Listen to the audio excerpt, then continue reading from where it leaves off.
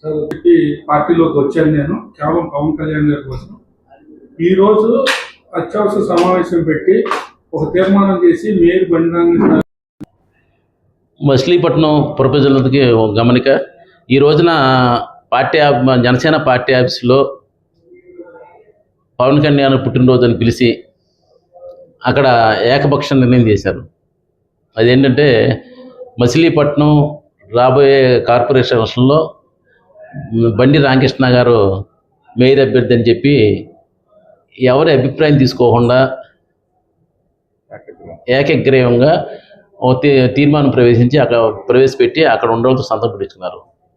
జనరల్గా ఏమవుతుందంటే ఆయన నాకు అంతకుముందు మేయర్ అభ్యర్థి అని చెప్పి తీసుకొచ్చారు, మేయర్ అభ్యర్థిని పార్టీలో తీసుకొచ్చారు. నేనే పార్టీలో జాయిన్ అయ్యొద్దన్న ఉద్దేశంలో ఉంటే పవన్ కళ్యాణ్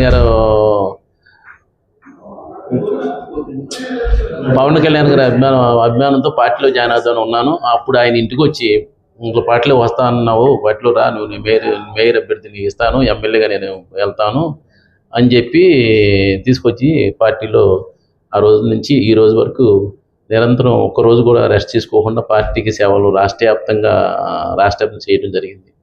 ఈ రోజున మరి ఆయన ఏమనుకున్నాడు ఏంటో, పొద్దున్న ఫ్లైట్లో వచ్చి 25 మంది 20 మంది పిలిచి పుట్టినరోజు అని పిలిచి ఆ పుట్టినరోజు విషయాలని పక్కన పెట్టి ముందు ఆయన మేయర్ అని చెప్పి తీర్మానం చేసినాడు. తప్పనిచ్చి అక్కడ మచిలీపట్నంలో కార్పొరేట్ అభ్యర్థులు ఎవరున్నారో వీటితో పాటుగా ఆ పేర్లు కూడా రాసి పంపిద్దామని చెప్పి ఆలోచన అయితే ఆయనకి లేదు. ఆయన వరకు ఆయన చూసుకున్నాడు. ఇప్పుడు వరకు జరిగింది కూడా అదే. ఆయన విమర్శలు కాదు, కానీ ఆయన ఏ విషయంలో కూడా ఎవరికి పని చేయటం కానీ ఏం లేదు. పార్టీ పదవులు కానీ ఖచ్చితంగా నన్ను అభిమానించే వాళ్ళు ఉన్నారు. అక్కడికి వచ్చిన వాళ్ళే కాకుండా ఇంకా చాలామంది ఉన్నాం. ఇన్ఛార్జీలు 80 మంది రావాలి, 30 మంది 25 మంది వచ్చారు. అట్లాగే నన్ను అభిమానించే వాళ్ళు కూడా ఉన్నారు. అట్లాగే నాకు జనబలం పూర్తిగా ఉంది. మచిలీపట్నంలో టీడీపీలో కానీ అట్లాగే జనసేనలో కానీ నన్ను అభిమానించోళ్ళు కానీ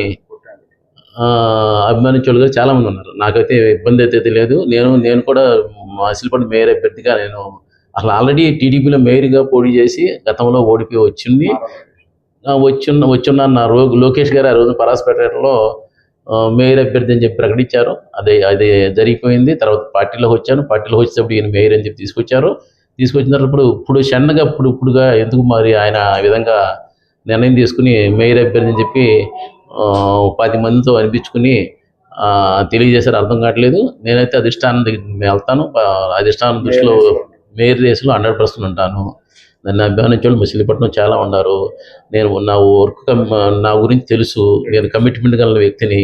ఏదైనా మాట ఇస్తే కూడా మాట తప్పకుండా చేస్తాను. ఈ విధంగా అయితే చేయను. నేను రేపు వెళ్ళి ఎంపీ గారితో సహకారంతో అట్లాగే నేను పార్టీ ఆఫీస్కి వెళ్ళి పార్టీ ఆఫీస్లో కూడా మేయర్ అభ్యర్థిని మేయర్ నాకు ఇవ్వమని చెప్పి మేయర్ రేసులో ఉన్నా అని చెప్పి తెలియజేసి ఖచ్చితంగా రేపు ఎలక్షన్లో అయితే నుంచుంటానికి సిద్ధంగా ఉన్నా.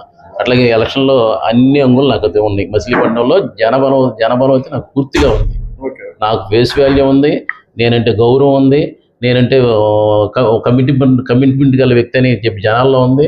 ఇవన్నీ అయితే రేపు నేను అది ఉపయోగపడతాయని చెప్పని రేపు జనసేనలో ఖచ్చితంగా మచిలీపట్నంలో జనసేన జెండా ఎగిరేటానికి నేనైతే సిద్ధంగా ఉన్నాను. అదంతా అధిష్టాన నిర్ణయం ప్రకారం జరుగుతుంది.